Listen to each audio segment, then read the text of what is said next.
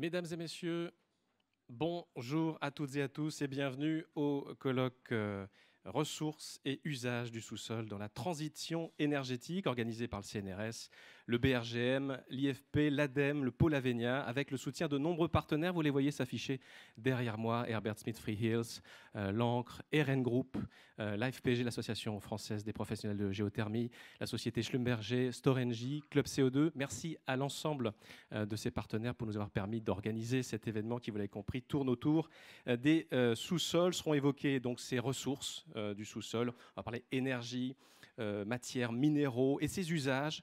On va parler de stockage d'énergie, de stockage de CO2, avec de nombreuses parties prenantes, des représentants de collectivités territoriales, d'institutions, de la société civile, d'acteurs de la recherche, etc., etc. Et vous le verrez, le colloque ne fera pas non plus l'économie de discussions sur la place que les sous-sols prennent aujourd'hui dans le débat démocratique. Je m'appelle Mathieu Rouault, je suis journaliste scientifique à Grand Labo et je vais avoir le grand plaisir de vous accompagner tout au long de ces 2 jours de colloque qui vont démarrer là, tout de suite, avec plusieurs personnalités représentant de ces acteurs qui ont permis l'organisation de ce colloque.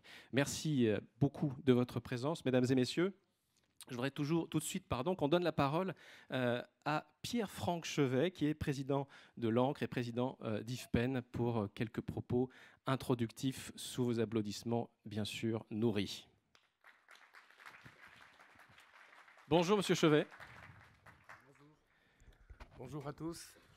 Alors j'interviens en tant que président d'Ancre et non pas en tant que président d'IFPEN. J'ai pris la présidence d'Ancre, qui est l'Alliance nationale de coordination de la recherche en énergie, qui a été créée en 2009. Je reviens tout de suite. Alors l'Ancre a contribué à l'organisation de ce colloque, mais c'est principalement le CNRS, nos amis du BRGM et puis mes collègues d'IFPEN qui l'ont concrètement organisé. Je voulais les en remercier. Et ce colloque m'intéresse à plus d'un titre. Il est illustratif de la manière dont on veut aborder les sujets de transition énergétique qui sont vastes. Il n'y a pas que les usages du sous-sol et les ressources du sous-sol, il y a bien d'autres sujets qui sont à l'ordre du jour. Et voilà, ce colloque est illustratif, et notamment en termes de composition. Vous l'avez mentionné rapidement, il y a des représentants de l'État, de la puissance publique, mais aussi des collectivités locales qui sont là. Il y a des industriels, bien entendu. Il y a mes collègues organismes de recherche, mais il y a aussi les parties prenantes, et je pense aux ONG, qui ont un rôle essentiel à jouer aussi dans la transition énergétique, essentiel parfois pour et essentiel parfois contre. Mais sur tous ces sujets de transition énergétique, il me paraît absolument essentiel que plus les sujets soient importants, plus ils fassent l'objet d'une discussion ouverte et le plus en amont possible, sinon on ne va pas y arriver, tout simplement. Donc c'est pour ça que j'interviens en ce début de colloque pour illustrer un peu la méthode que Ancre promeut. Alors, je suis président d'Ancre depuis 1 an et je terminerai mon mandat dans 1 an. Donc, je ne suis pas président d'Ancre par mes mérites, c'est une présidence tournante, vous l'avez compris. Alors, peut-être par mes mérites, mais en tout cas, c'est globalement une présidence tournante. Ancre, alors, je ne sais pas, ça défile tout seul ? Oui, enfin, vous avez une petite flèche qui vous permet de faire passer vos...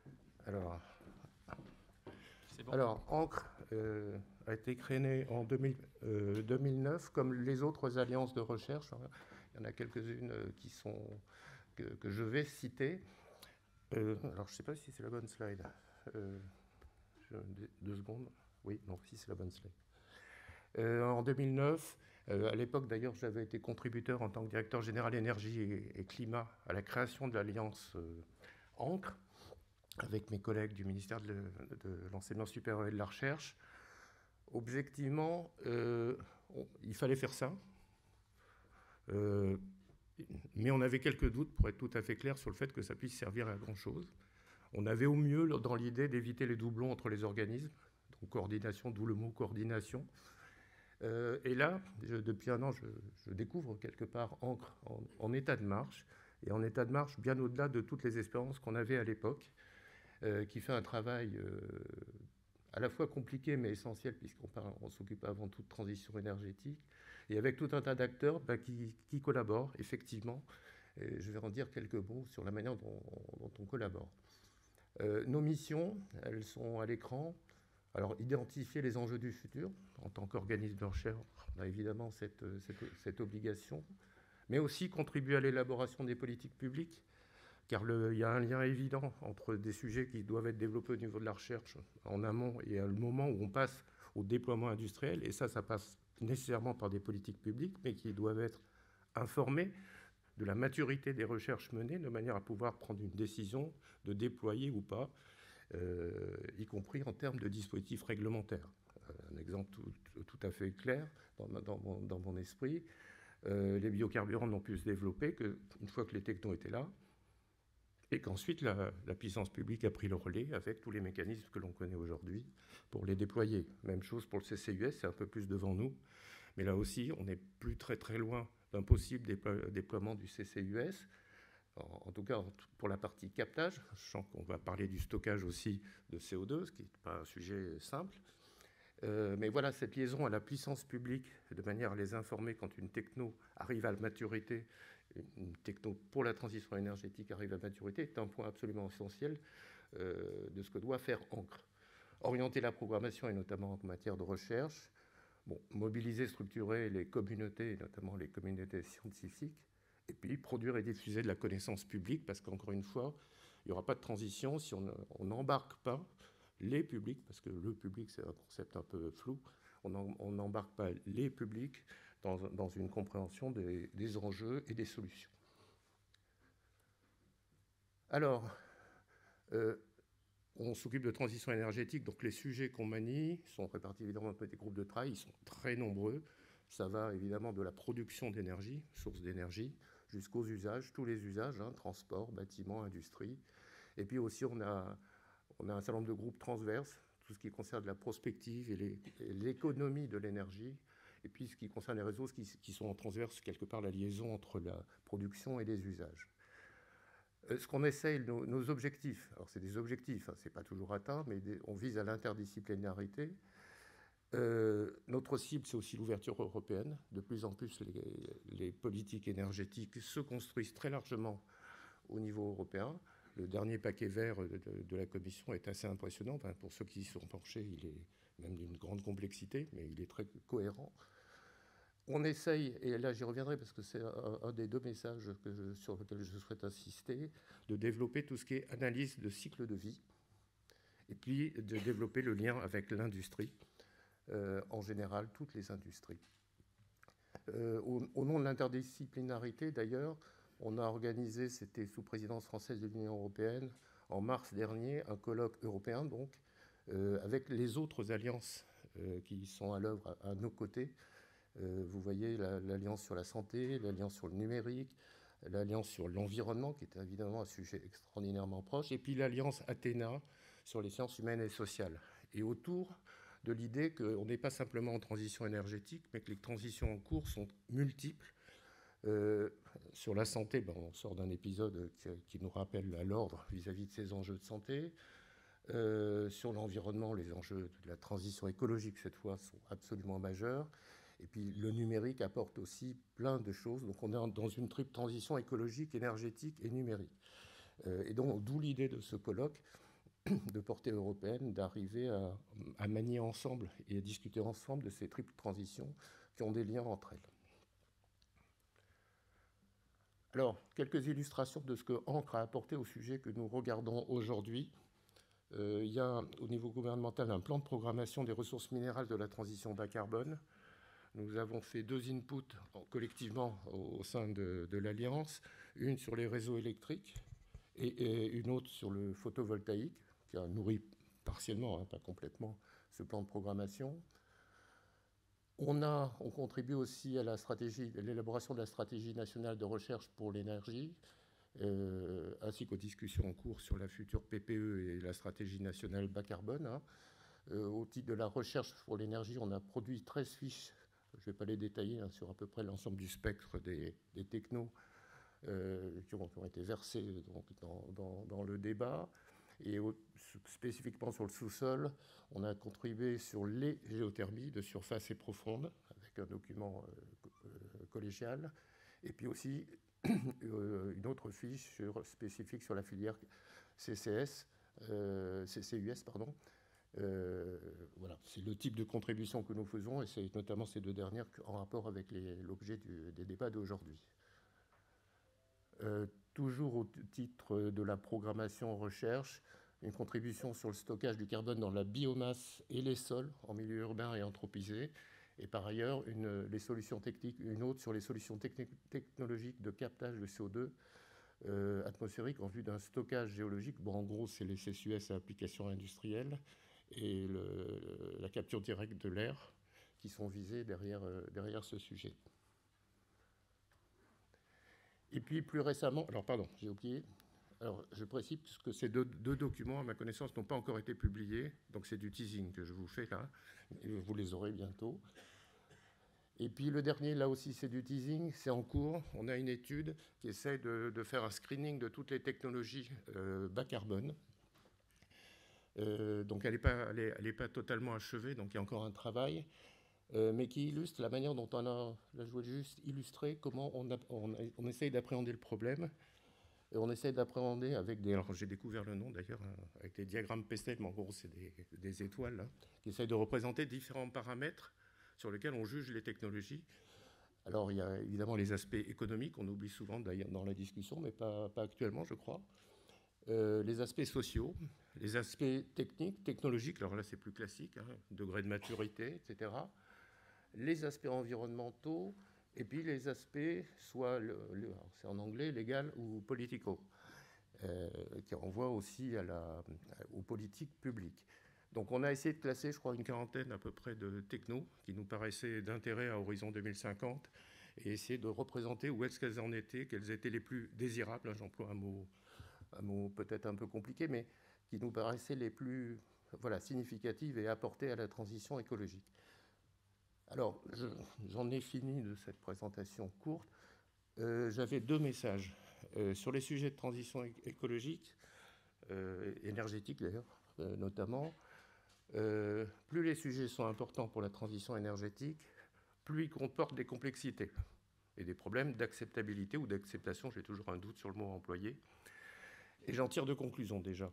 Et c'est les deux principales conclusions que je veux mettre exposées devant vous. La première chose, j'ai mentionné rapidement les analyses de cycle de vie.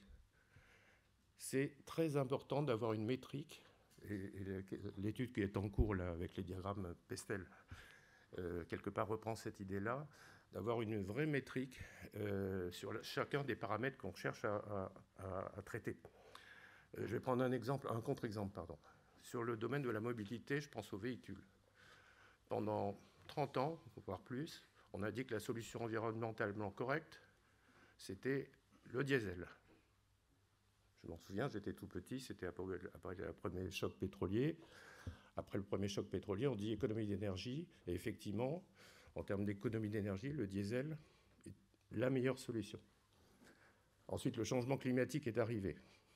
On a dit pareil. C'est bon pour le CO2. Les deux étant liés, d'ailleurs, efficacité énergétique et CO2 étant souvent liés. Et puis, il y a une dizaine d'années à peu près, on a dit ce qui est bon pour l'environnement, c'est l'essence. Je ne suis pas sûr que beaucoup de nos compatriotes aient compris ce qui était à l'œuvre derrière. On a simplement changé de métrique. Là, la métrique, c'est pollution de l'air, et derrière, c'est la santé. J'ai un grand respect pour la lutte contre le CO2 et la protection de la santé des gens. Je dis simplement qu'on a changé de métrique et on ne l'a dit à personne. En tout cas, ça n'a pas été entendu. Bon, ensuite, le débat a évolué considérablement puisqu'on est passé au véhicule électrique. Mais ce que je veux dire par là, c'est qu'il y a, même sur le seul critère environnemental, il y a plusieurs paramètres qui sont à l'œuvre derrière. Il y en a un autre qui émerge aussi et qui est très important de prendre en compte, c'est les matériaux nécessaires à. Et le mot souveraineté s'est invité dans nos débats énergétiques, et j'en suis très content, mais qui renvoie aussi à la question de en quoi sommes-nous souverains vis-à-vis des matériaux dont nous dépendons pour délivrer la transition énergétique. Donc ça, c'est le premier message, et c'est pas si simple que ça. Enfin, le problème peut s'énoncer simplement, y répondre correctement, c'est pas évident. Et on s'attache au sein d'Ancre, aussi au sein d'IFPEN, à développer des méthodologies qui créent une mesure ou des mesures sur l'ensemble des paramètres, notamment ceux que j'évoquais auparavant, y compris le paramètre coût. Hein. Parce que quelque chose qui va faire papa et maman, mais qu'on ne saura pas s'offrir, ça n'a pas de sens non plus.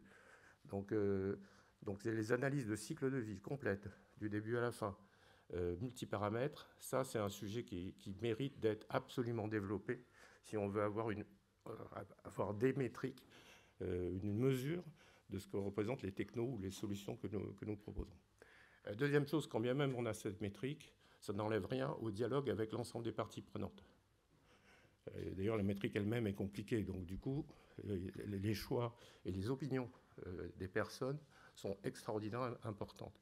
Et donc l'autre grande orientation pour Ancre, mais je le dis aussi pour mon organisme, c'est d'ouvrir la discussion, pas simplement sur des questions entre technos, mais d'avoir une discussion avec l'ensemble des parties prenantes, de manière à ne pas refiler, si je peux me permettre, je regarde l'État, incarné par Philippe Gégère qui va prendre la parole, de refiler une techno qui est sympa, qui marche bien, mais qui va se heurter à des problèmes d'acceptation majeurs. Et on en a quelques illustrations, pas que sur le sous-sol, qui est un sujet important, mais il y en a d'autres. Je vous rappelle qu'il y a une loi en cours, qui est arrivée en discussion sur la simplification des procédures sur l'éolien, qui n'a pas que des adeptes, c'est pourtant une bonne solution en termes de CO2, mais qui n'a pas que des adeptes. Et donc j'insiste sur la nécessité absolument d'ouvrir nos débats scientifiques et techniques sur l'ensemble de la société. Et je remercie au passage les ONG ici présentes, qui doivent intervenir d'ailleurs. Mais le but, et c'est pour ça que je considère que ce colloque est un modèle, parce qu'on va justement discuter dans un cénacle très ouvert, et c'est très important. Voilà, c'est tout. Merci. Merci beaucoup, Monsieur Chevet. Merci pour ces premières pistes lancées. Effectivement, un certain nombre de notions, comme celle de métrique, seront abordées au cours des tables rondes qui vont suivre et que je vais vous présenter dans quelques instants. Nicolas Arnaud est avec nous. Il est directeur de l'Institut national des sciences de l'univers, du CNRS. Bonjour et merci d'être avec nous pour ouvrir ces 2 jours de colloque. Merci, bonjour à toutes et tous. Merci de votre invitation. Merci surtout à tous ceux qui ont œuvré pour que ce colloque ait lieu aujourd'hui avec une large audience qui laisse part à de très nombreuses parties prenantes, alors scientifiques, dont je me sens pour le coup faire partie avec le CNRS et l'Institut national des sciences de l'univers, qui nous permet d'avoir une vision que j'aimerais partager avec vous, qui fait la part belle à ce que notre collègue de Ancre disait juste avant, et l'importance effectivement de la co-construction et du partage entre toutes ces parties prenantes, mais aussi d'une vision très pluridisciplinaire finalement des vraies questions scientifiques qui aussi se posent à nos organismes, et là je pense bien sûr aussi au BRGM ou au CNRS. Je commencerai en disant que finalement, un des éléments qui me frappe sur ces questions de sous-sol, c'est que depuis finalement la nuit des temps, l'être humain a une importance et a une sensation assez aiguë de l'importance de sa mère nourricière. Alors certains l'ont appelé Gaïa, d'autres par d'autres noms, mais je pense que nous avons cette espèce de sensation presque physique de l'importance de ces premiers kilomètres. Certains l'appellent la zone critique, vous avez sans doute entendu ce terme-là. Cette zone qui rassemble en fait tous les éléments nécessaires à la vie. Il y a l'eau, bien sûr, l'énergie, les sols, les éléments nutritifs, ainsi que la majorité des ressources minérales qui nous sont accessibles. Et enfin, parce que chacun le ressent très intensément, y compris, je pense, chacun des citoyens, et peut-être plus ceux qui sont encore proches de la Terre que nous autres citadins, ça fait de cela et du sous-sol de façon générale, finalement, un bien qui est très intellectualisé aussi, voire un bien fantasmé, à qui appartient le sous-sol, qui peut y agir. Et c'est un bien finalement donc qui est commun à tous par cette intellectualisation, mais c'est à la fois un bien commun à tous, mais aussi un bien essentiel pour l'indépendance, je pense, de notre pays, de l'Europe, mais aussi un bien commun nécessaire à la transition environnementale dont nous savons tous, enfin je l'espère maintenant que nous savons tous, est essentielle, cette transition. Et si nous ne la prenons pas, elle s'imposera à nous de façon encore plus dure que l'été dernier. Alors, un élément, je pense, sur lequel je voudrais insister aussi, c'est que il ne faut pas réduire le sous-sol uniquement aux ressources qui y sont déjà, on va dire aux ressources minérales, métalliques, énergétiques. Et on sait combien notre société qui veut se décarboner va en fait être une société métallisée. Et ça, je pense que c'est important aussi de prendre conscience qu'il va y avoir ce transfert et qu'il a déjà commencé d'une société carbonée en une société métallisée. Mais loin d'être uniquement le pourvoyeur en fait, des ressources auxquelles on pense naturellement, je pense que c'est important de rappeler, et notamment par cette image que je vais laisser pendant la suite de mon intervention, le sous-sol héberge également des infrastructures. Vous en voyez quelques-unes ici, à travers les câbles, les tunnels et autres usages. C'est aussi un réservoir naturel de ressources et d'énergie bas carbone. On pense notamment à toute la géothermie, mais pas que. Et puis c'est aussi un endroit qui permet de stocker de l'énergie et des gaz. Et donc tous ces usages, en plus de l'exploitation des ressources qu'on y trouve naturellement, des ressources on pense de façon classique, l'ensemble de toutes ces ressources, l'ensemble de tous ces usages seront clés dans la transition environnementale à l'échelle même des territoires, parce que les ressources qu'apporte le sous-sol tel que vous le voyez ici, ce bloc diagramme qui se veut évidemment un résumé, serait profondément différent selon qu'il serait dans la Beauce, autour du bassin méditerranéen ou quelque part au large du Jura. Et donc nous partageons, et évidemment je reprends les termes de notre collègue d'Ancre, nous partageons une urgence à comprendre comment du coup réconcilier la notion de sous-sol comme bien commun avec l'usage que nous savons nécessaire de ce sous-sol, et donc de façon respectueuse, de façon à le rendre durable, parce que nous ne pourrons sans doute pas réussir les transitions nécessaires à nos sociétés sans, d'une part, faire un usage du sous-sol, mais également anticiper et minimiser les impacts et réconcilier les conflits potentiels autour de cet usage. Il n'y a qu'à penser aux questions d'usage de l'eau qui se sont posées l'été dernier pour voir un petit peu de quoi on parle. Alors pour cela, et ça aussi ça a été dit, mais je pense que c'est important de réinsister, seule une approche, d'une part, intégrée du sous-sol, très pluridisciplinaire et du coup très partagée à la fois en termes de producteurs de connaissances sur ce sous-sol, mais en termes de parties prenantes, nous permettra d'avancer. Et c'est bien tout l'objet de ce colloque qui rassemble, on l'a dit déjà, différentes parties prenantes, collectivités, ONG, que je remercie effectivement d'être ici, institutionnelles, industrielles, tout ce qui s'intéresse à la façon dont le sous-sol peut répondre à la nécessaire transition écologique, mais également nous inscrire dans une perspective d'indépendance qui est de plus en plus prégnante également. Alors ce colloque s'interroge en particulier bien sûr sur les sous-sols, mais également beaucoup sur les enjeux liés aux différentes conditions d'exploitation. Et je crois un élément important, il vise à apporter des éléments de réponse concernant finalement la légitimité même des différentes filières d'ingénierie du sous-sol. Je pense que c'est important de revenir à ces notions de filières dans le cadre de la transition énergétique. Alors pourquoi je pense que c'est important de penser en termes de filières? Parce qu'avant même de parler en termes de projet, je pense qu'il est important que collectivement, nous validions la légitimité des filières qui s'adressent au sous-sol.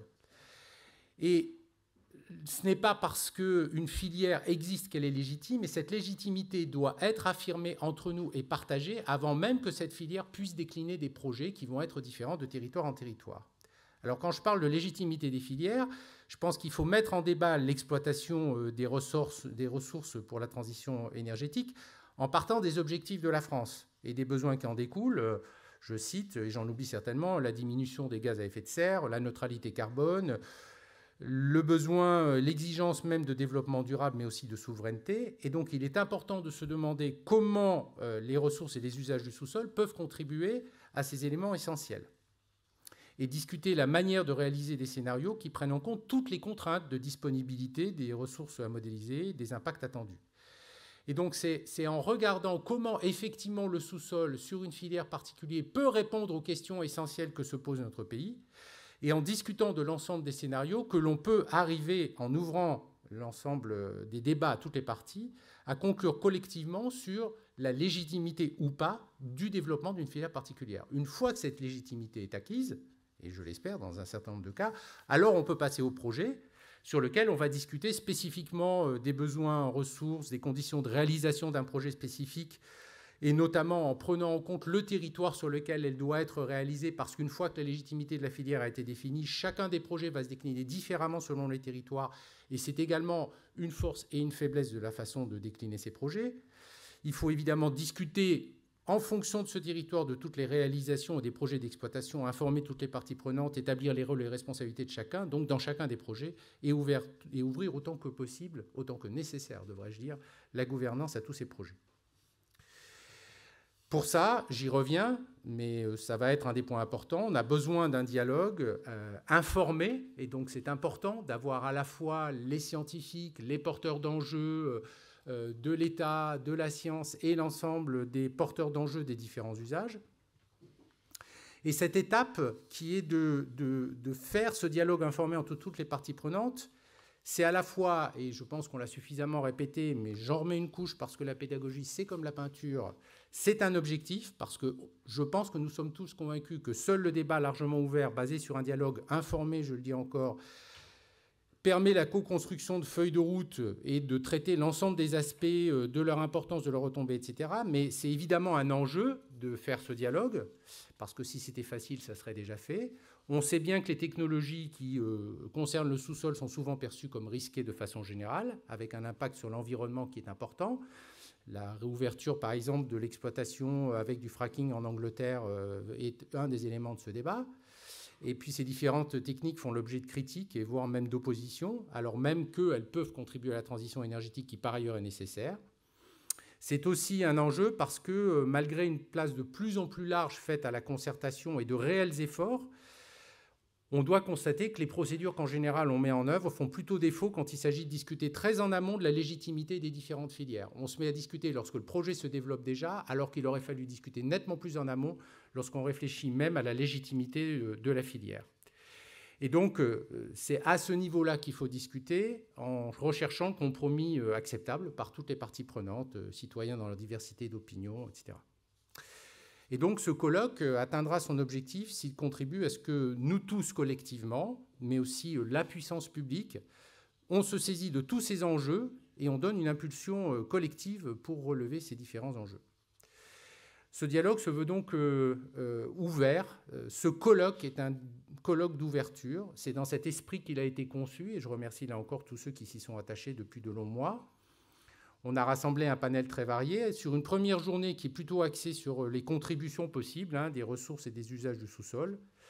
Mais la deuxième journée fait une part beaucoup plus large aux enjeux non techniques liés au déploiement de ces technologies dans la réglementation, la gestion des risques, la perception sociale et la gouvernance, donc avec 2 journées différentes, très équilibrées. Le nombre d'intervenants est forcément un peu limité, mais la parole se veut vraiment libre. Et je pense que dans le respect de tous et de chacun, cette parole doit pouvoir contribuer à cette stratégie collective dans tous les moments réservés aux échanges. Je conclurai en disant que nous avons ici une très très belle occasion de construire ensemble ce que j'appellerais un futur désirable pour le sous-sol. Et donc, au-delà de la durabilité et la liberté de nos sociétés, il ne tient plus qu'à nous. Je vous remercie. Et nous vous remercions beaucoup, Nicolas Arnaud. Merci 1000 fois. Je voudrais maintenant donner la parole à Monsieur Gégère, Philippe Gégère, directeur adjoint à la direction de l'énergie. Vous allez nous parler notamment de contextes nationaux et européens. Merci beaucoup. Merci pour cette invitation à ce colloque. Il se trouve que j'ai eu l'occasion au cours de mon parcours professionnel de me pencher sur quelques dossiers relatifs au sous-sol et à l'usage du sous-sol pour la politique énergétique, notamment la gestion du domaine minier français à une époque, ou aussi la mise en place d'un cadre réglementaire pour le stockage du CO2. Et c'est un plaisir aussi aujourd'hui de retrouver dans la salle là, quelques visages que j'ai croisés sur ces dossiers. Donc merci beaucoup pour cette invitation. Mon objectif ce matin n'est pas de vous raconter ces quelques expériences personnelles, mais de vous fournir quelques éléments généraux sur la transition énergétique et sur la politique énergétique que mène en ce moment notre pays et aussi l'Europe. Je ferai donc quelques références à la manière dont le sous-sol peut contribuer à cette politique énergétique, mais mon objectif est surtout de dresser le panorama complet de la politique énergétique, ou un panorama en tout cas de la politique énergétique et de la transition énergétique. Carole Mercier interviendra à ma suite dans la table ronde et vous donnera sans doute plus de précisions sur la façon dont le sous-sol contribue à cette transition énergétique. Cette transition énergétique s'inscrit aujourd'hui dans un contexte de crise. Et cette crise affecte profondément la manière dont la politique énergétique est conçue à la fois en France et en Europe. Et donc, je vais passer une partie importante de mon intervention à vous parler de cette crise. L'agression russe en Ukraine a conduit à un divorce ou un quasi-divorce complet énergétique entre la Russie et l'Union européenne. Or, si on remonte pas si longtemps en arrière, 40% de nos importations de gaz en Europe venaient de Russie. Or, au cours des derniers mois, la Russie a interrompu et en tout cas a divisé par 5, je crois, le débit des 3 principaux gazoducs qui alimentaient l'Europe. De la même manière, l'Europe importait 30% de son pétrole de Russie, de son pétrole brut, et nous avons décidé au sein de l'Europe un embargo sur ce pétrole qui prendra place, qui se rentrera en vigueur dans les prochains mois.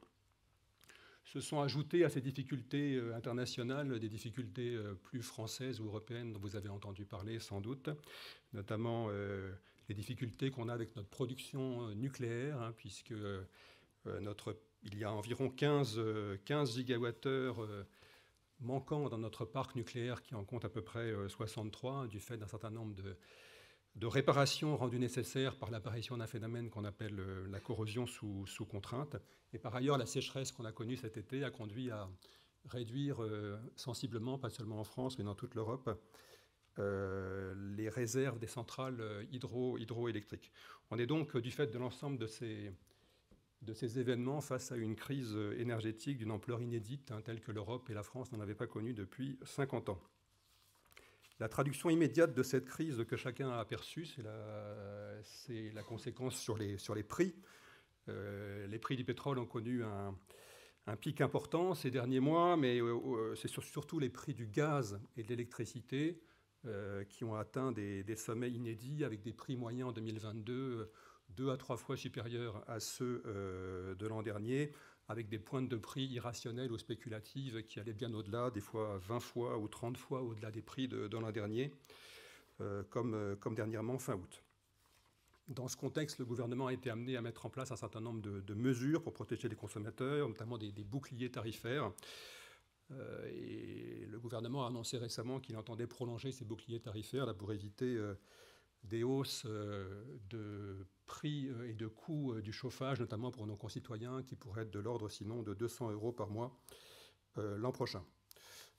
Des chèques énergie vont par ailleurs être distribués à 12 millions de foyers, de l'ordre de 100 à 200 € suivant les revenus. Et puis, comme vous l'avez sans doute constaté aussi, le gouvernement a mis en place des réductions des prix du carburant à la pompe. Sur le plan de l'approvisionnement physique, en revanche, la France et le système gazier français, en tout cas, ont montré une certaine forme de résilience en permettant une large substitution du gaz russe, là, qui représente à peu près 20% de notre approvisionnement, par du gaz norvégien, d'une part, mais aussi par du gaz liquéfié importé par voie maritime, du GNL. Et nous avons réussi, grâce à ces approvisionnements alternatifs, et aux infrastructures de stockage souterrain, nous avons réussi donc à remplir à près de 100% nos stockages. Comme vous savez, la France a la chance d'être dotée d'une dizaine de sites de stockage souterrain de gaz, et le remplissage de ces stockages permet d'assurer de l'ordre de 3 mois de consommation pendant l'hiver, avec des débits d'alimentation du réseau national qui peuvent être très, très importants. C'est donc un atout français important, et la capacité du sous-sol à stocker l'énergie, qui est, je crois, à l'ordre du jour de votre colloque, est clairement un sujet qui a vocation à rester un sujet important. Et je me réjouis donc que ce sujet soit à l'ordre du jour. Pour ce qui concerne le pétrole, les opérateurs pétroliers planifie également la sortie du pétrole russe, ce qui doit pouvoir se faire sans heurts, même si transitoirement on pourrait avoir des tensions sur notamment notre approvisionnement en gazole. Enfin, pardon, je vais peut-être revenir au slide d'avant, puisque j'en étais encore là.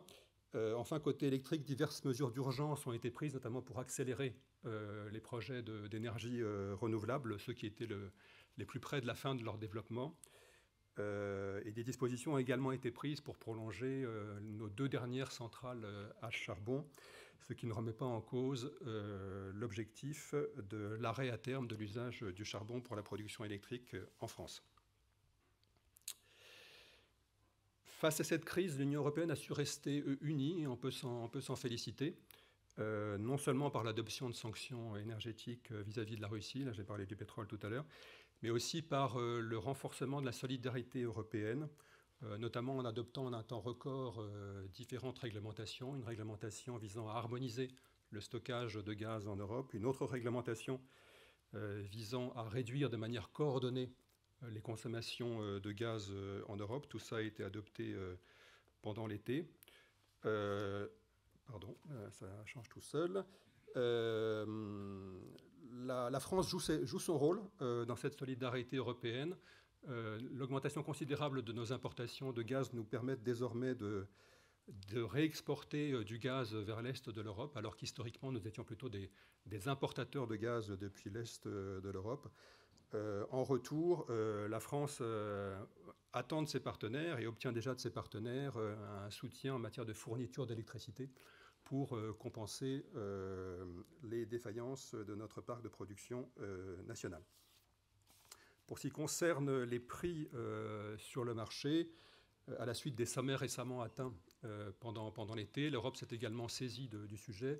Et il y aura un conseil des ministres chargé de l'énergie cette semaine, en fin de semaine, qui devrait permettre d'avancer dans la mise au point de diverses mesures visant à réduire la spéculation, visant aussi à décorréler les prix de l'électricité des prix du gaz, voire à amener des réductions de prix de certains fournisseurs extérieurs. Au cours de l'été, en plus de ces travaux européens, la France a également lancé un plan d'accélération de la sobriété énergétique. Ce plan vise à mobiliser l'ensemble de la société, mais en commençant par les grandes entreprises et par les grandes institutions, l'État en premier lieu, pour faire des économies pendant le prochain hiver, pendant je dirais même les 2 prochains hivers, parce qu'il y a peu de chances pour que l'hiver suivant, l'hiver 2023-2024, soit beaucoup plus facile que l'hiver qui va démarrer dans quelques semaines. L'objectif est une réduction importante de la consommation de gaz et d'électricité, de l'ordre de 10%. Et aussi, on a un objectif aussi de réduire les pointes de consommation qui pourraient être critiques au cours de l'hiver. Plusieurs groupes de travail ont été mis en place sur différents sujets, le logement, les collectivités, le transport, les établissements recevant du public, etc. Ces groupes de travail sont pilotés par des ministres. Ils font remonter des propositions, dont certaines devraient être annoncées dans les prochains jours par la Première ministre. Sur la base de ces mesures nationales et européennes, les gestionnaires de réseaux de gaz et d'électricité ont récemment communiqué le 14 septembre dernier. Ils ont donné leurs prévisions pour le prochain hiver. Ces scénarios se fondent sur les hypothèses les plus probables, mais ils envisagent aussi des cas de figure de situations un peu plus dégradées où toutes les difficultés se cumuleraient. Je vous renvoie aux exposés faits par ces gestionnaires de réseau sur leur site internet, mais juste pour résumer, ces scénarios montrent 2 choses. D'abord, et c'est la bonne nouvelle, que dans les scénarios les plus probables, si chacun prend ses responsabilités et fait les efforts nécessaires de sobriété, il n'y aura pas de coupure et de rationnement. La deuxième enseignement de ces scénarios, c'est que seule la sobriété et seule une solidarité européenne accrue nous permettront d'éviter des coupures et du rationnement dans les cas de figure les plus pessimistes, comme un hiver particulièrement froid, couplé à des difficultés d'approvisionnement additionnelles. Ces scénarios nous incitent donc à poursuivre le travail, notamment en matière de sobriété et de développement de la solidarité européenne, et aussi à vérifier que des outils de dernier recours, tels que le délestage et le rationnement, pourraient être mis en place, le cas échéant, notamment au cas où les efforts de sobriété ne donneraient pas les résultats escomptés. Alors, cette crise qui pourrait bien durer pas seulement un hiver, mais aussi plusieurs hivers, voire plusieurs années, va nécessairement, je l'avais dit au début, influencer de manière profonde les politiques énergétiques nationales et européennes, en remettant notamment l'accent sur la question de la sécurité énergétique et aussi sur la question de la souveraineté européenne, s'agissant des ressources énergétiques, mais aussi d'autres matières premières nécessaires à la transition. Et je crois d'ailleurs qu'il sera question de ces matières premières aussi dans ce colloque, et je m'en réjouis. Pour autant, cette crise ne change pas, loin s'en faut, l'orientation générale de la politique énergétique nationale et européenne que nous avons choisie depuis quelques années, à savoir la lutte contre l'effet de serre, qui reste la première priorité. Elle nous conduit plutôt à accélérer les différents travaux que nous avions lancés, s'agissant en particulier de la réduction de l'usage des énergies fossiles que nous importions en particulier de Russie, et s'agissant aussi de l'amélioration de l'efficacité énergétique. Il y a donc une parfaite correspondance entre nos objectifs développés depuis des années et les nouveaux objectifs de long terme qui résultent de la crise en Ukraine. Au niveau européen, et Pierre-Franck Cheveuil a fait allusion tout à l'heure, nous sommes en train de finaliser l'adoption d'un grand paquet législatif très important qui vise notamment à accélérer notablement la transition énergétique en réduisant de manière massive les émissions de gaz à effet de serre, avec un objectif de 55% de réduction des émissions de gaz à effet de serre en 2030. Cet objectif étant atteint grâce à un certain nombre de mesures sectorielles, notamment le développement des énergies renouvelables, avec un objectif de 40% d'énergie renouvelable dans la production d'énergie en Europe en 2030 également. Des objectifs importants également d'amélioration de l'efficacité énergétique, en particulier dans les bâtiments, des objectifs sectoriels plus spécifiques dans le domaine des transports, dans le domaine de l'aviation, etc., etc. Au niveau national, une accélération des efforts est également nécessaire, pas seulement pour atteindre ces nouveaux objectifs européens, mais aussi tout simplement pour atteindre nos propres objectifs. Vous savez que la France s'est donné pour objectif d'atteindre la neutralité carbone en 2050 en particulier. Ça doit se traduire par des actions importantes dans différents domaines. Je ne vais pas reprendre tous les domaines qui sont cités ici, ce serait un peu long. Mais j'ai plutôt, pour terminer mon propos, cité quelques dossiers qui sont en lien avec le sous-sol. La géothermie, d'abord. La géothermie a clairement vocation à jouer un rôle important dans le développement de la chaleur renouvelable, ce développement étant critique pour réussir la transition énergétique. Nous avons fait une modification du cadre légal en 2020, comme vous le savez, qui a permis de moderniser l'encadrement de cette activité. En 2021, nous avons continué à faire des modifications avec la loi climat et résilience. Et au-delà d'une meilleure adéquation de ces outils avec la réalité de l'activité, ces modifications visent aussi à compléter les informations contenues dans les dossiers soumis à la consultation du public, afin de permettre un dialogue le plus éclairé possible avec l'ensemble des parties prenantes. Sur le plan financier, et toujours sur la géothermie, nous avons considérablement augmenté les fonds à disposition, ce qu'on appelle le fonds chaleur, avec une augmentation de 150 millions d'euros cette année. On espère que l'ensemble de ces mesures auront un effet incitatif important pour le déploiement de la géothermie, les permettant de prendre toute la place qu'elle mérite dans la décarbonation du mix énergétique de la France. On regarde aussi avec attention les études qui sont faites concernant les fluides géothermaux et concernant leur contenu en minéraux. Ces études et leurs débouchés pourraient contribuer au renforcement de la souveraineté énergétique de la France. Je pense en particulier aux extractions de lithium. Un mot aussi sur le stockage du CO2, la décarbonation de l'industrie, mais aussi des transports qui apparaît sur ce transparent, suppose dans divers cas de pouvoir capter, transporter, utiliser ou stocker le CO2.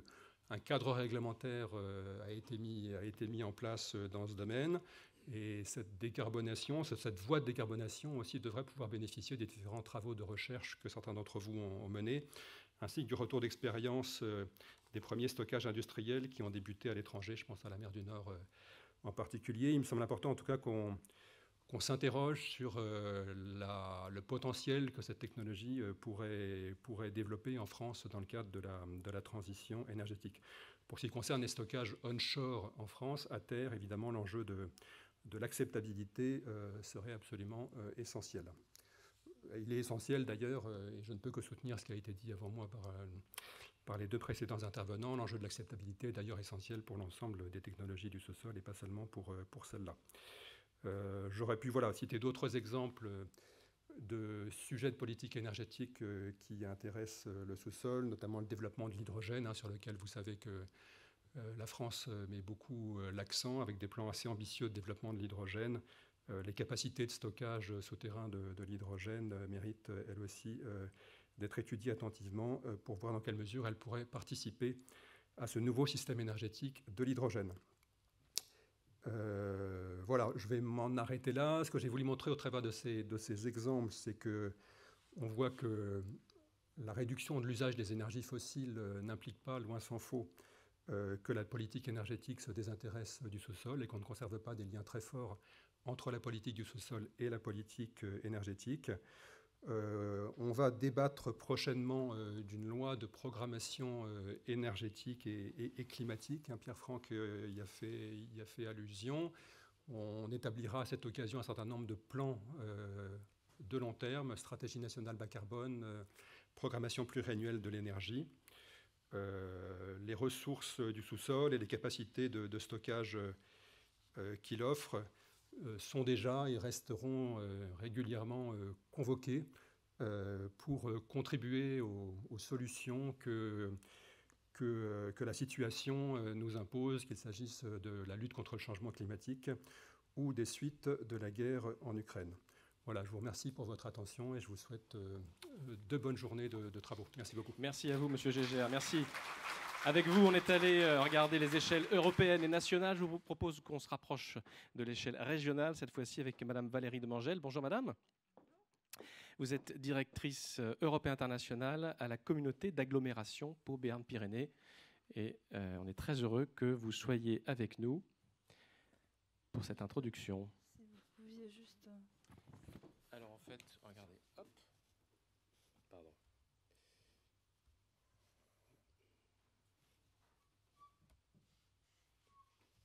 Voilà, vous pouvez vous déplacer avec cette petite flèche-là. Ok, super. Merci beaucoup à tous de m'accueillir et surtout de nous avoir invités à témoigner de la politique d'abord industrielle et puis en matière de sous-sol du territoire de Pau Béarn Pyrénées. Quelques mots pour... on est au niveau national, j'ai plus l'habitude d'intervenir au niveau européen, donc j'explique toujours où est Pau et pourquoi à Pau on a un destin industriel. Donc je vais le rappeler au niveau national, même si je suis certaine que vous avez tout ça parfaitement en tête. Évidemment, une terre d'excellence industrielle et énergétique. Le destin de Pau, l'histoire de Pau, c'est écrite avec le sous-sol et grâce au sous-sol, l'énorme gisement de lac. Donc, inévitablement, ça a eu des conséquences extrêmement positives sur le développement du territoire, avec l'autonomie gazière et énergétique de la France grâce au gisement de lac. On en reparle aujourd'hui, malheureusement, dans un contexte très tendu d'approvisionnement. Sachez qu'on produit encore à lac. Une dizaine de puits est encore ouverte, réservée à l'usage uniquement, exclusivement industriel. On a encore des réserves de gaz à lac. Et donc, ça a généré, c'est vrai, Pau était une petite ville et Pau a acquis une prospérité à laquelle, à l'heure actuelle, ce territoire ne veut pas renoncer. Donc, forcément, au-delà, à côté de tout ce qui est énergie, géosciences, la filière, c'est 10 000 emplois à peu près. Le bassin de lac s'est réindustrialisé vers la chimie verte, vers d'autres activités, la chimie du soufre, la fibre de carbone. Il est en train d'achever, d'avancer dans sa transition durable. À côté, on a évidemment le siège de Safran. Et là aussi, il y a des enjeux de transformation énergétique très forts, puisqu'on parle maintenant de carburant durable pour l'aviation. Et quand on croise ça avec l'histoire agricole du territoire, on voit aussi se profiler des filières d'excellence dans les biocarburants qui nous occupent aussi pour les mois à venir. Donc, comme vous le voyez, on a été un des premiers territoires d'ailleurs à accueillir une usine de biocarburants de première génération, Vertex, qui produit du CO2 biogénique. Donc, on peut réutiliser de façon durable avec des émissions négatives. Donc, vous le voyez, un écosystème industriel fort. J'ai cité le nombre d'emplois dans les géosciences. À Lac, c'est autour de 8 000. Safran, c'est à peu près sur le bassin de la Dour, 7 à 8 000 emplois. Donc un territoire marqué par l'industrie Et c'est le seul en France qui n'a pas détruit d'emplois industriels sur ces dernières années. Donc la souveraineté industrielle, on connaît ça à notre échelle. Et la souveraineté industrielle, nous, on l'a toujours défendue, même dans un contexte où c'était peut-être un peu plus compliqué, où on en parlait moins. Ceci étant, ça n'est pas facile, effectivement, parce qu'il faut s'assurer que l'ensemble des parties prenantes est acquise. Et c'est pas œuvre facile, on va dire. Donc, c'est quoi notre ambition à l'heure actuelle dans ce contexte? Vous vous en doutez, nous, on souhaite continuer et maintenir les emplois industriels. C'est évidemment ce qui est nécessaire, la condition nécessaire, c'est de réussir une transition industrielle. Et d'où un certain nombre d'axes de travail. Alors, la ville de Pau, juste je précise, ce n'est pas le sujet aujourd'hui, encore que, c'est fixé avec notre maire François Bayrou une ambition de neutralité carbone pour ses habitants en 2040, c'est-à-dire 10 ans avant l'objectif européen. On a à peu près 1 million de tonnes d'émissions en ville, un peu moins même. Comme pour beaucoup, c'est la mobilité, le résidentiel, les principales causes de l'émission. Donc on a une trajectoire qui est tenable. On a déjà déployé un certain nombre d'innovations. Mais il ne nous paraît pas possible, le maire de Pau est aussi président du Pays de Béarn, qui englobe notamment le bassin de Lac et tous les bassins industriels aéronautiques à l'est de Pau. Et il ne nous paraît pas tenable du tout d'avoir une ambition pour les habitants, qui serait de dire dans la ville de Pau, on arrive à 0 émission. Et à côté, on a des sites industriels qui émettent fortement. Quand je dis à côté, c'est dans un rayon de 200 km. L'air n'est pas... Il n'y a pas de barrière. Donc quand on voit la ville de Bilbao, par exemple, qui émet à elle seule, sur ses installations industrielles, 9 millions de tonnes, que les installations industrielles de Bilbao, on se dit que ça serait assez vain de ne pas avoir une approche systémique du sujet. Donc, évidemment, une volonté du coup de décarboner dans notre stratégie les installations industrielles. Je reviendrai un peu après sur tout ce qui est structuration de la filière d'excellence du CCUS, puisqu'on a cette chance énorme d'avoir ce territoire avec cette géologie dont on a hérité, qui fait qu'on a d'énormes gisements déplétés à l'heure actuelle à Lac, qui sont vides. Et puis, une structuration d'un territoire d'industrie qui fédère les initiatives en faveur de l'écosystème hydrogène. Alors, vous l'avez évoqué, mais effectivement, l'écosystème hydrogène, il y a de gros enjeux de stockage. Et pour nous particulièrement, parce que je le disais, nous avons géologiquement ce stock, enfin ces énormes réservoirs déplétés, mais nous avons aussi des cavités salines qui peuvent être exploitées pour stocker de l'hydrogène. Et comme vous le savez, nous sommes un peu à un passage central des Pyrénées. On a à l'heure actuelle la structuration d'un corridor avec l'industriel Repsol et les régions autonomes aragonaises, Navarre et Pays Basque, avec une sortie sur le port de Bayonne en cours de préparation et de négociation avec la région Aquitaine pour un terminal H2. Évidemment que nous, on souhaite ne pas être déconnectés de ce corridor et pouvoir proposer le territoire pour être vraiment un véritable hub de stockage d'hydrogène. Nous ne souhaitons pas opposer les logiques de stockage, que ce soit de CO2 ou d'hydrogène. Pour nous, il faut effectivement convaincre l'ensemble des parties prenantes et d'abord nos citoyens que c'est un enjeu fort. Et c'est certainement aussi compliqué. Ce n'est pas parce que l'hydrogène à l'heure actuelle est un mot magique et que quand on parle d'hydrogène, on a l'impression qu'on a une solution magique à disposition, mais elle sera longue à déployer.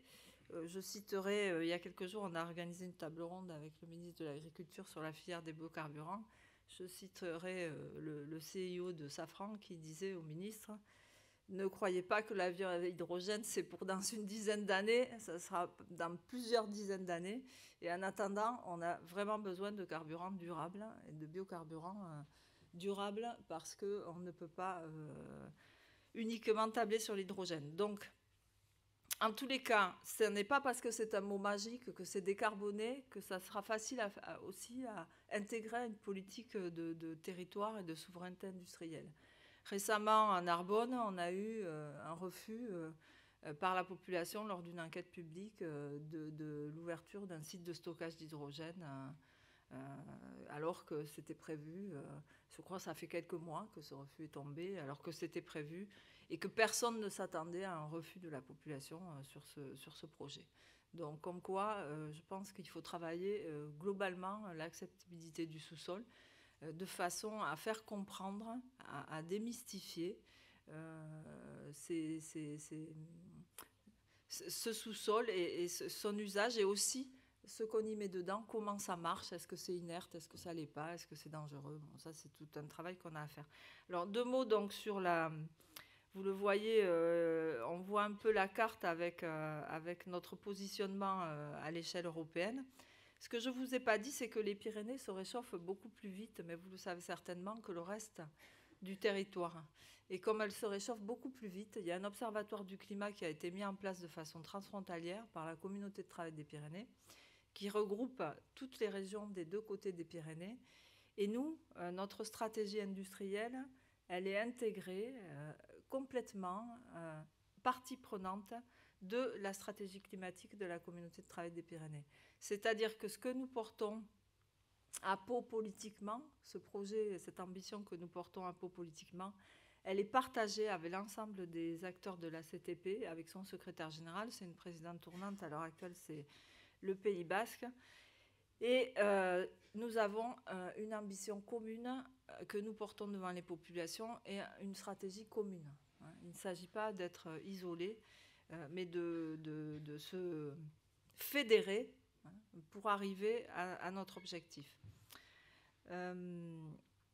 Alors, je vais essayer, parce que je suis généralement très bavarde. Donc, vous le voyez sur l'écosystème hydrogène, 2 mots, production, transport, stockage, distribution. Avec cette force et cette valeur ajoutée, on ne se leurre pas, elle est essentiellement chez nous sur le stockage. Les Espagnols produisent déjà de l'hydrogène vert à un peu plus de 4 €. Ça sera 2 en 2030. Nous, très modestement, on a conduit une expérimentation et on a eu le premier bus à hydrogène avec un site propre, avec une centrale de production à partir d'énergie hydroélectrique produite dans les Pyrénées. Je ne vous donnerai pas le coût, mais c'est assez élevé. Donc, on ne se leurre pas non plus sur nos capacités à produire à bas coût. Et c'est pour ça qu'on estime que notre grosse valeur ajoutée, elle est dans le stockage de l'hydrogène. Je salue d'ailleurs certains acteurs que je vois dans la salle et qui sont impliqués sur ce projet. Alors, pourquoi je parle aussi d'hydrogène? Parce que quand on parle... Aujourd'hui, on est là pour parler des sous-sols, mais quand on parle de hub de décarbonation, on a à la fois du CCUS, c'est-à-dire de la capture et de la réutilisation et du stockage de CO2, mais la réutilisation du CO2 combinée à de l'hydrogène, d'où l'importance de croiser et d'intégrer les écosystèmes, peut permettre de développer des filières intéressantes. Il a été annoncé hier à Lac l'arrivée d'un projet porté par Elite Énergie de e-méthanol. Donc e-méthanol, c'est pour le maritime. On est bien à la croisée entre de la production d'hydrogène vert et du CO2. Donc vous voyez tout l'intérêt à avoir une approche intégrée, des filières intégrées, une approche stratégique intégrée. Alors, je vais peut-être passer rapidement là-dessus. Donc sachez qu'on se préoccupe aussi des questions de campus et des métiers associés, puisqu'on n'a pas encore les métiers qui sont très préparés. Et que, comme je le précisais, on est en train de rédiger une note stratégique avec les Espagnols de façon à identifier nos compétences respectives et un mapping, une cartographie des productions et des sites de stockage. Parce que le stockage, il se fera aussi des 2 côtés des Pyrénées. Alors, 2 mots sur un sujet qui va être abordé aujourd'hui, puisqu'il nous concerne au premier chef. On a parlé de CCUS, donc Qu'est-ce que c'est que ce projet Picasso qu'on a voulu co-initier avec le pôle de compétitivité Avenia? Avenia, je le rappelle peut-être quand même, plus de 200 entreprises adhérentes, le cluster des sciences du sous-sol, et il était aussi à l'initiative, je crois, de cette journée. Pour nous, c'est précieux parce que nous sommes une collectivité. Nous sommes, je vais dire, vulgarisés puisque nous vivons dans un territoire où on connaît bien le sous-sol et on connaît bien l'industrie. Donc, je pense que quelque part, on est déjà acquis à la cause industrielle. Mais par contre, on n'a pas du tout d'expertise technique et d'excellence. Et on s'appuie évidemment sur les précieuses ressources que l'écosystème local nous met à disposition. Et ça, c'est essentiel. Et pour cela, le pôle Avenia est très précieux. Mais ce n'est pas les seuls qui sont impliqués dans ce grand projet Picasso. Alors Picasso, vous le voyez, Pyrenean Carbon Abolition through Sustainable Sequestration Operations. Donc, quelque part, c'est un tableau à peindre ensemble et à écrire ensemble des deux côtés des Pyrénées. Le plus grand potentiel de stockage en Europe continentale. Alors, on parle beaucoup de hub offshore. J'étais la semaine dernière aimablement invitée par le BRGM à témoigner de notre projet à une conférence en Italie où effectivement on a eu des témoignages d'un certain nombre de témoignages sur des projets qui sont lancés en Norvège d'hub offshore. N'opposons pas les deux. La Commission européenne était présente. Vous le savez, elle prépare sa feuille de route. On fait partie, nous, du groupe de travail de la Commission, de la DGNR, de la DG Climat. Il y a une première présentation qui est prévue à Oslo fin octobre. Le chargé de mission de la DG Climat nous l'a redit, il nous faut énormément de capacités de stockage. Nous ne pouvons plus, à partir de 2050, laisser s'échapper une seule tonne de CO2 dans l'atmosphère. Ce qui veut dire qu'à l'heure actuelle, avec la cartographie et le recensement des émissions qu'ils ont faites au niveau de l'Innovation Fund, ils sont en train de rechercher, pas désespérément, mais de rechercher énormément de sites de stockage. Donc, on a à la fois effectivement la merveilleuse dynamique de la mer du Nord avec des projets de stockage industriel très importants, mais on a aussi, en Europe de l'Est, c'est le cas chez nous, des projets de territoire, et j'insiste là-dessus, qui doivent intégrer l'ensemble des parties prenantes, qui doivent permettre à des industriels non négligeable pour notre souveraineté, de décarboner aussi avec des solutions de proximité. Et comme vous le voyez ici, quand on regarde la localisation de notre Béarn et de nos sites de stockage, on voit, vous voyez les points rouges, ce sont les émissions, avec les gros industriels que je citais, certains qui émettent plus que la ville de Pau. Petronor en Bilbao, c'est 1,5 million de tonnes, vous voyez, à lui tout seul.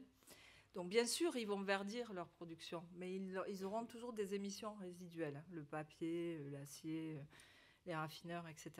Donc vous voyez les points rouges, ce sont les émetteurs, et on voit qu'on est à distance acceptable. On ne va pas construire un pipe ou je ne sais, acheminer des camions sur plus de 2000 km pour aller stocker.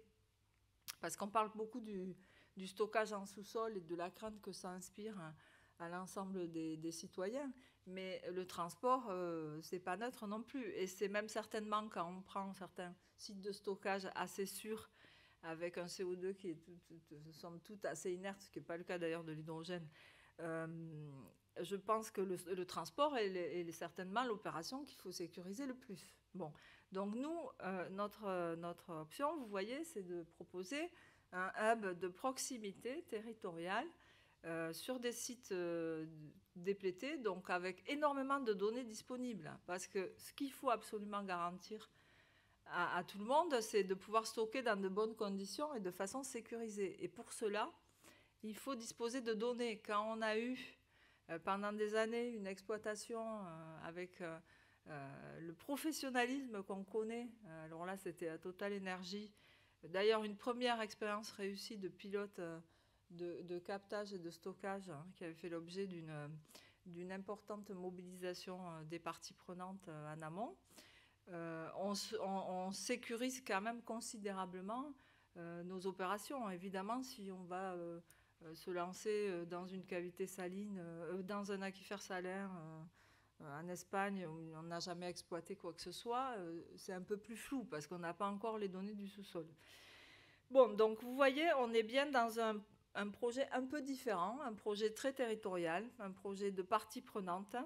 À l'heure actuelle, le projet Picasso, c'est un peu plus de 45 adhérents, puisque ce sont des membres qui adhèrent à cette idée. Alors, des membres des industriels, mais aussi des organisations de l'État. Je citerai par exemple l'ADEME, l'INERIS, des centres de recherche, IFPEN, BRGM, des universités, des politiques, la ville de Pau, mais aussi l'ensemble des communautés qui constituent la CTP, des organismes d'ingénierie. Enfin bon, je ne vais pas tous les citer. De toute façon, il y a un site web, vous pourrez aller le voir. Mais vous voyez bien que le modèle, il est d'offrir un service avec une gouvernance publique-privée et qui embarque l'ensemble des parties prenantes.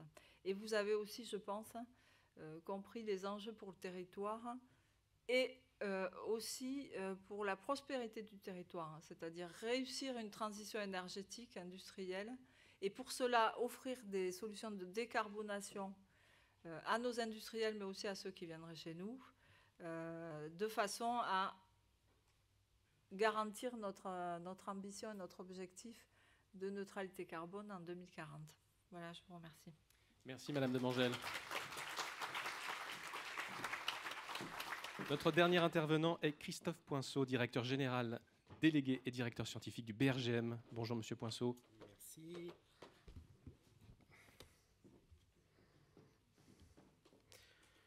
Bonjour à toutes et à tous. Donc, c'est un grand plaisir pour moi d'être avec vous aujourd'hui et effectivement de pouvoir intervenir sur cette question centrale des usages du sous-sol, de ses ressources, et puis, on va le voir dans un instant, également de la connaissance qui est indispensable, comme ça vient d'être brillamment rappelé à l'instant.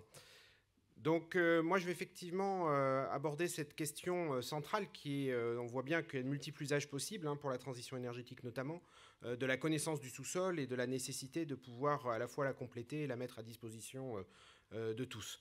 Donc, on l'a vu, et puis vous le savez bien maintenant, c'est un sujet qui est bien connu, qu'on a devant nous une transition, je dirais même une révolution, si je peux me permettre, qui est majeure en termes de sobriété énergétique, en termes d'électrification des usages, et en termes évidemment de décarbonation de notre industrie et plus largement de notre société.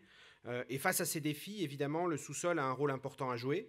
On l'a déjà abordé, à la fois comme, je dirais, finalement, lieu où on a un certain nombre de ressources qu'on va pouvoir mobiliser, qui sont des ressources, évidemment, qui rentrent dans cette logique de décarbonation. On peut penser à la géothermie, ça a été mentionné, on peut penser à l'hydrogène natif, aux ressources minérales, on en reparlera dans une session dédiée, qui sont indispensables à un certain nombre de technologies.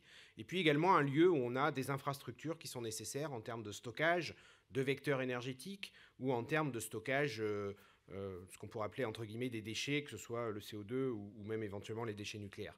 Donc face à tous ces usages possibles, face à ces ressources qu'on a envie de mobiliser, ça vient d'être rappelé, mais on a un vrai besoin de connaissance du sous-sol, de manière à pouvoir correctement appréhender évidemment l'ensemble de ce potentiel, passer quelque part d'un potentiel à une réalité industrielle, sociétale, et pouvoir donc s'en saisir correctement. Donc évidemment cette connaissance du sous-sol, c'est un point important. Je dirais c'est finalement ce qui a lancé quelque part la géologie historiquement. Et je crois que c'est important de rappeler à ce stade qu'on a ici une discipline qui a comme particularité d'être ce que j'appelle un peu agrégative. C'est-à-dire que finalement ce qui nous permet aujourd'hui d'avoir une connaissance, vous verrez, loin d'être parfaite de notre sous-sol, finalement c'est le fruit d'un travail long et méticuleux qui a été mené génération après génération par tous ceux qui nous ont précédés. Et ce qui veut dire que si aujourd'hui on veut être capable à la fois de progresser, mais aussi de pouvoir se saisir correctement de cette connaissance, il faut, je dirais, être capable de capitaliser ces données. Alors, ça s'est fait évidemment historiquement, on va le voir dans un instant sous forme de carte. Aujourd'hui, évidemment, la géologie 2.0, on est plus dans le domaine de la data, et donc derrière d'avoir des données qui soient faciles à trouver, accessibles, interopérables et évidemment réutilisables. Donc c'est le rôle des services géologiques dans les différents pays, et en particulier du BRGM en France, que de, je dirais, assurer finalement cette capitalisation et cette mise à disposition de l'ensemble de ces données, et c'est le point sur lequel je voudrais éclairer le débat aujourd'hui. Alors, la connaissance du sous-sol, elle ne date pas d'aujourd'hui. Comme vous le voyez sur ces quelques illustrations, on aurait pu les multiplier très largement. Donc, je dirais finalement l'exploitation des ressources qui sont présentes dans le sous-sol, hein, ça remonte bien loin, et ça a accompagné finalement le développement des civilisations humaines. Vous voyez ici par exemple une exploitation de mines de cuivre, hein, qui a été datée à moins de 2500 ans avant Jésus-Christ dans le sud de la France, et on en pourrait illustrer bien d'autres exemples. Et qui a conduit évidemment à développer un savoir au départ, je dirais très empirique, hein, mais qui ont été finalement le début, hein, de la géologie, hein, et notamment avec ce fameux livre Dere Metallica, hein, qui date du XVIe siècle. Donc cette exploitation du sous-sol vraiment a lancé finalement aussi un travail de compréhension, de caractérisation, qui assez vite a pris la forme de cartes, au début évidemment très embryonnaires, hein, mais vous voyez ici des cartes du 18 et 19e, hein, où on commence à voir émerger finalement cette volonté d'identifier, cartographier, faire savoir finalement quelle est la structure de notre sous-sol, de manière à ce qu'il puisse être utilisé pour les différents usages que vous connaissez. Donc tout ça a conduit à une démarche à structurer, à ce que le gouvernement de l'époque veuille structurer une démarche évidemment, je dirais, collective, avec la création du service de la carte géologique, hein, en 1868, qui a eu comme mission de cartographier la France au 80 millième. Je parle ici de carte géologique, hein, avec une ambition qui fera rigoler plus d'un, mais à l'époque c'était de le faire en 10 ans. Pour la petite histoire, il aura fallu un siècle au final pour réussir à couvrir les 267 feuilles prévues. Ce qui évidemment ne peut que nous rendre, je dirais, humbles devant l'ampleur de la tâche, et doit aussi nous appeler au réalisme nécessaire face aux projets auxquels on doit faire face. Ces cartes ont également alimenté, hein, je dirais, des synthèses à plus grande échelle, hein, et en particulier des cartes au millionième qui ont été éditées assez régulièrement. Vous avez les dates sur le transparent. Mais on voit vraiment se structurer. Finalement, ce travail de cartographie, c'était un travail de capitalisation sous la forme qui était disponible à l'époque, hein, qui était la forme papier, la forme cartographique, de manière à ce que derrière, les différents, on va dire, équipes, les différentes personnes en charge finalement soit d'aménagement du territoire, soit de développer un certain nombre d'activités, puissent évidemment utiliser cette donnée, hein, donc vraiment dans une démarche collective. Alors, au-delà de ces cartes au 80 millième, il y a eu également une démarche extrêmement structurante qui a été le lancement du projet des cartes au 50 millième, qu'on connaît bien, qui a démarré en 1913, qui là aussi a pris pas mal de temps, puisqu'il est à peu près terminé, même si ce n'est pas tout à fait le cas en fait. Et vous voyez qu'avec une accélération très notable, hein, sur la fin du XXe siècle, où a été produit l'essentiel des cartes. Et on estime qu'aujourd'hui, finalement, sur l'ensemble de cette période, et c'est un point qui mérite d'être noté, il y a plus de 3000 géologues, hein, qui ont contribué à tout ce travail de terrain, de cartographie, de synthèse, hein, finalement, de ces données. Alors, un point qui mérite d'être noté, c'est que, on pourrait dire, le job est fait, tout va bien. Je crois que c'est important d'avoir en tête que les concepts scientifiques, les méthodologies, les approches, évidemment, évoluent considérablement sur des périodes de temps aussi longues, vous le devinez, et que, du coup, on a aujourd'hui, je dirais, un patchwork ou un panel de cartes, hein, qui sont assez variées. Donc, la petite carte que vous voyez en bas, hein, c'est finalement l'ensemble des cartes au 50 millième actuelles, en fonction de leur âge, de l'âge auquel elles ont été faites. Et donc, vous voyez que, évidemment, c'est loin d'être uniforme, et que, par exemple, si vous prenez les couleurs violette, bleu clair, bleu foncé, tout ça, c'est des cartes qui sont antérieures aux années 80, et dont certaines d'entre elles sont même antérieures aux années 60, donc antérieures à la tectonique des plaques. Et donc, sans même aller beaucoup plus loin dans la science, vous imaginez bien, vu le caractère transformant de la tectonique des plaques, que forcément, on va avoir un certain nombre d'interprétations qui sont erronées ou qui sont plus au goût du jour, sachant qu'il faut bien avoir en tête que finalement, un point important dans la géologie, hein, c'est évidemment comment est-ce qu'à partir d'une information parcellaire, on reconstitue une image globale du sous-sol sur ces régions. Donc tout ça pour dire que, évidemment, la connaissance du sous-sol, c'est une science qui est vivante, qui requiert des mises à jour permanentes et qui n'est pas, je dirais, une science morte aboutie. À côté de ça également, je ne peux pas ne pas mentionner les cartes au millionième, hein, que tout le monde connaît et que je suis sûr un certain nombre de géologues dans la pièce ont au dos au mur de leur bureau, qui ont été mises à jour, hein, à partir des cartes au 50 millième, donc à la fin du 20e, hein, et qui permettent de donner une image globale finalement de l'âge des terrains au niveau national, et donc à partir de là des grandes structures. Donc, on voit ces cartes géologiques, hein, elles sont fondamentales. Elles ont permis de capitaliser déjà un premier savoir-faire en 2D, enfin, pas un savoir-faire, une première connaissance en 2 dimensions. Elles sont évidemment un capital majeur qu'il faut qu'on entretienne, mais on est évidemment bien d'accord qu'aujourd'hui, on peut aller beaucoup plus loin, on doit aller beaucoup plus loin.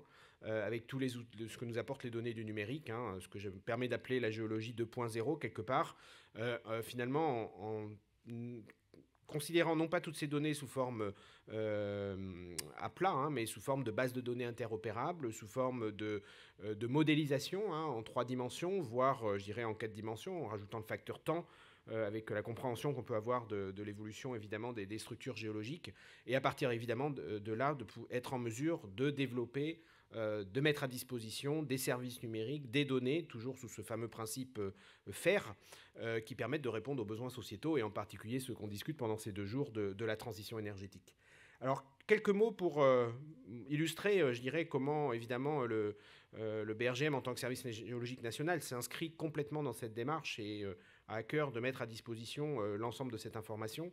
Alors, au travers déjà d'un première banque de données, hein, qui est la banque de données du sous-sol, la BSS, qui répertorie aujourd'hui donc plus de 900 000 ouvrages donc souterrains, hein, donc typiquement des forages ou des structures équivalentes, hein, ce qui représente plus de 3 millions de documents, hein, qui sont, je dirais, accessibles, hein, aujourd'hui et consultables, hein, pour la partie qui est publique, et qui, la BSS est censée rassembler tous les ouvrages souterrains supérieurs enfin, avec plus de 10 mètres de profondeur. Alors je dis bien est censé parce que vous imaginez bien que dans le processus de collecte de l'information, même si tout ça a été structuré évidemment par les pouvoirs publics, difficile de faire en sorte qu'il n'y ait pas toujours des points ou des données qui y échappent. Mais c'est en tout cas l'ambition de la BSS et sur lequel il y a évidemment un investissement de l'établissement qui est important. Alors, qu'est-ce que ça représente aujourd'hui ? Ben voilà, vous avez ici une carte qui vous montre un peu la répartition géographique des 900 000 données disponibles. Évidemment, c'est loin d'être homogène à l'échelle du territoire, vous l'aurez deviné. Ça dépend évidemment je dirais, des enjeux économiques, des enjeux sociétaux qui sont présents dans chacun de ces territoires. Mais globalement, vous voyez qu'il y a quand même des données qui sont disponibles un peu partout et qui sont évidemment extrêmement importantes derrière pour, je dirais, connaître la structure du sous-sol, ses propriétés et derrière parler d'usage. On y reviendra dans un instant. Alors, ce n'est pas la seule banque de données disponible, hein. Il y a également des banques de données en géophysique. Vous avez ici les banques de données sismiques, hein, dans lesquelles on a aujourd'hui plus de...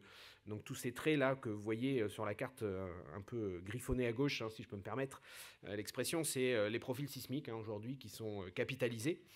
Donc cette banque de données, hein, donc avec différentes résolutions, différentes origines, hein, certains BRGM, d'autres venant du monde pétrolier ou d'autres opérateurs industriels, mais qui là aussi apportent évidemment une information extrêmement importante sur la structure du sous-sol. Et puis même chose, vous voyez ici les 430 000 stations gravimétriques, hein, qui fournissent des données et qui sont là aussi centralisées par le BRGM, qui a la responsabilité de leur gestion, en particulier dans le cadre du code minier. Donc, ce n'est pas un panorama exhaustif, c'est juste des illustrations de l'ensemble des informations qu'il est nécessaire de capitaliser si on veut vraiment avoir une connaissance et une structure, une connaissance de la structure et des propriétés du sous-sol du territoire national. Mais je l'ai déjà dit tout à l'heure, évidemment, cette donnée, elle a besoin d'être mise à jour, elle a besoin d'être enrichie. Et donc là aussi, c'est le fruit de campagnes de caractérisation, qui peuvent être soit de type géophysique, soit de terrain. Donc j'en donne quelques illustrations. Vous avez ici, par exemple, des campagnes récentes qui ont été faites en termes donc, de géophysique aéroportée. Donc avec des applications, hein, qui peuvent être multiples, hydrologiques, des mouvements de terrain, des caractérisations des ressources minérales, de la géothermie, à des fins d'aménagement du territoire. Et vous voyez que vous avez ici quelques illustrations sur de l'aéroporté en magnétisme et gamma spectrométrie. Donc vous voyez sur différentes régions, Centre, Pays de la Loire, Bourgogne, etc. Et j'aurais pu multiplier les exemples. Et puis il y a également des choses qui sont faites en héliporté. Donc avec, vous voyez ici des résultats sous forme de cartographie. Il faut bien s'imaginer que derrière, c'est à la fois du développement de méthodes, puisque les outils ne sont pas stabilisés une fois pour toutes. C'est également la mise en œuvre et de l'interprétation qui sont des points importants. Et évidemment, j'aurais pu également compléter en ajoutant qu'aujourd'hui, hein, on a des approches similaires qui commencent à se développer également sur drone et qui permettent de faire des caractérisations à des échelles encore plus fines. Donc ça, c'est une partie, je dirais, des données qui peuvent venir compléter notre connaissance du sous-sol. Un autre point qui est structurant pour notre communauté en France, c'est évidemment le RGF, le référentiel géologique de la France, auquel participe non seulement le BRGM, mais l'ensemble des équipes académiques du CNRS INSU, ici représentées, des universités, et qui vise à la fois, je dirais, à compléter notre connaissance de la structure et des propriétés du territoire, alors au travers de grands chantiers. Donc ça a été d'abord le chantier pyrénéen, on est aujourd'hui impliqué sur les chantiers alpins et du bassin parisien, et nul doute qu'à l'avenir, il faudra compléter évidemment sur le reste du territoire. Et l'idée, c'est à la fois de mener un travail de mise en cohérence de l'ensemble des données, dans une vision de passage 1D au 2D, puis du 2D au 3D. Je pourrais même rajouter d'ailleurs au 4D, parce que les dimensions histoire géologique sont importantes. Et puis également, parce que sinon, on ne serait que dans finalement la mise en cohérence de données. Derrière tout ça, des nouvelles acquisitions, des nouveaux travaux scientifiques importants qui sont menés notamment, je dirais, par nos partenaires universitaires au travers de masters, de thèses. Et il y a un nombre très conséquent d'étudiants qui sont impliqués dans ce projet, qui est structurant, encore une fois, pour l'amélioration de notre connaissance du territoire. Alors tout ça, évidemment, ça fait beaucoup d'informations, et cette information, il est indispensable qu'elle soit accessible, qu'elle puisse être utilisée par rapport justement à tous les usages dont on a déjà parlé. Et donc par rapport à ça, le BRGM a de longue date donc développé, je dirais, un portail d'accès un peu unique finalement à l'ensemble de cette connaissance.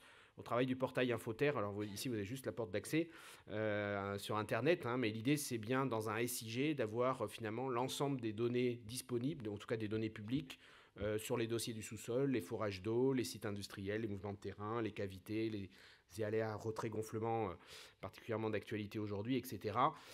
Et puis également donc toute l'information déjà, je dirais, retraitée entre guillemets sous forme évidemment des différents objets cartographiques déjà présentés. Donc c'est un site évidemment qui est très consulté. Je ne doute pas que dans la salle un certain nombre d'entre vous l'utilisent régulièrement. Il faut bien le voir que c'est un peu le site parent aussi sur tout un tas de services numériques derrière qui viennent, je dirais, quelque part moissonner cette information pour derrière fournir des informations spécialisées, qui sur l'eau, qui sur les risques, qui sur les ressources minérales, etc. Mais tout ça pour dire qu'il y a un enjeu majeur à mettre à disposition toute cette connaissance. Alors, tout ça, évidemment, l'objectif, c'est pas de rester à une connaissance ponctuelle, sous forme de forage, sous forme de prélèvement sur un affleurement, ou de connaissances, je dirais, qui restent le long de linéaire, mais bien aujourd'hui l'enjeu d'aller vers une vision 3D de notre territoire, à l'image de ce qu'ont pu faire un certain nombre d'autres pays. Je pense aux Pays-Bas, par exemple, qui sont relativement en avance, avec, soyons clairs, évidemment, une géologie beaucoup plus simple et un pays plus petit. Et aujourd'hui, il y a deux enjeux par rapport à ça. Il y a un premier enjeu, c'est évidemment d'être capable de reconstruire quelque part ce modèle 3D. Et quand je dis modèle, il y a bien une notion d'interprétation, puisque, encore une fois, on part d'une information au départ qui est ponctuelle, potentiellement, qui, je dirais, embarque avec elle un certain nombre d'incertitudes. Et à partir de là, il faut reconstruire, évidemment, une vision 3D complète, non seulement de structure, mais aussi dessus de propriétés. Propriétés hydrologiques, propriétés géophysiques, propriétés géochimiques, propriétés géomécaniques, etc. Et c'est bien cette connaissance de cet objet complexe qui va permettre de répondre aux enjeux qui sont ceux auxquels on a à faire face pour les usages du sous-sol. Alors ça suppose, ça c'est un premier axe, on va dire, quelque part, évidemment, de travail qui est important. Il y en a un deuxième, c'est évidemment d'avoir aussi des outils pertinents, performants pour faire ça. Vous savez sans doute que le BRGM avait de longue date investi dans deux outils, GDM et GeoModeler, sur lesquels aujourd'hui il y a un travail de rationalisation et d'upgrading qui est en cours, qui est important.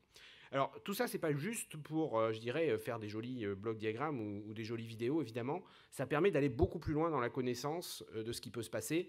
Et on en a un bon exemple sur lequel j'aurais pas le temps d'aller très loin, mais qui est l'interprétation de ce qui a pu se passer sur le séisme du Teil en novembre 2011, où c'est bien par notre capacité à reconstruire une vision 3D de ce qui se passe sur un site aussi complexe, où on a un croisement de failles qui a lieu au niveau de ce site, qui a permis aux équipes qui ont travaillé sur le sujet aujourd'hui d'avoir des interprétations de l'origine de ce séisme, lié sans doute donc à la mise en charge d'un des blocs sur une des failles liées à des événements pluvieux particulièrement intenses, et donc d'avoir derrière, je dirais, avec des enjeux économiques, des enjeux sociétaux importants, puisqu'on est évidemment dans une zone relativement habitée et surtout avec des activités industrielles particulièrement sensibles.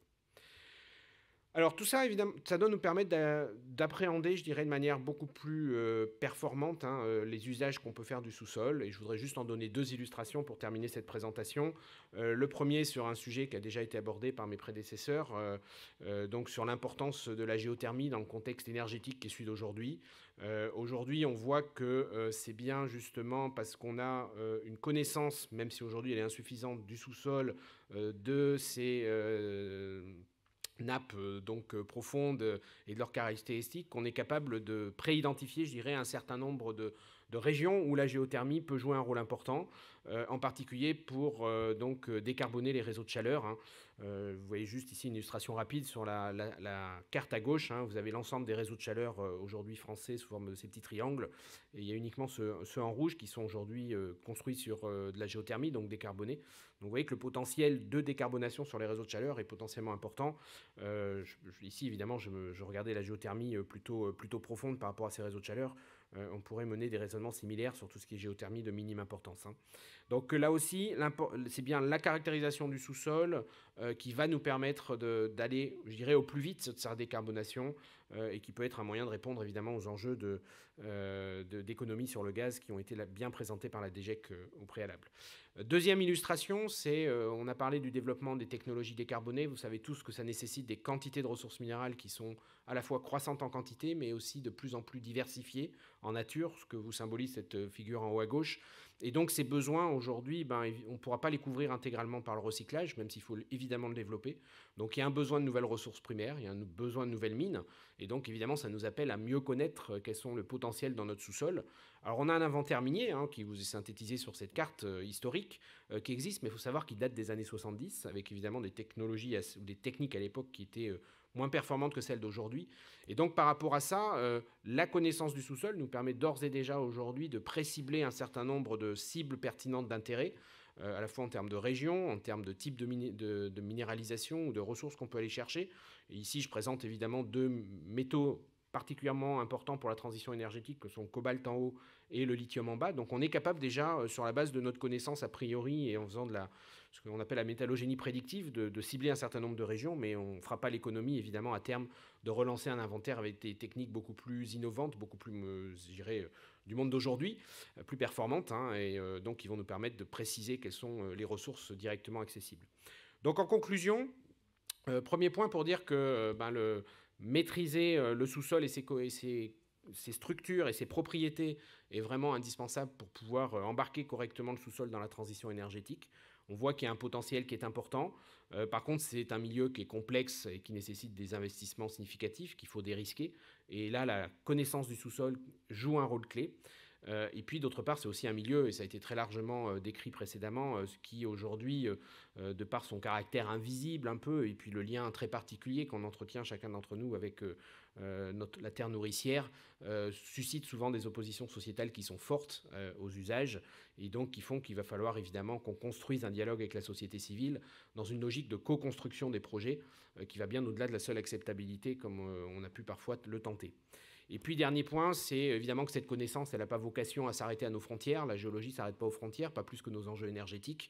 Et donc, évidemment, il faut mettre tout ça dans une vision européenne, transnationale.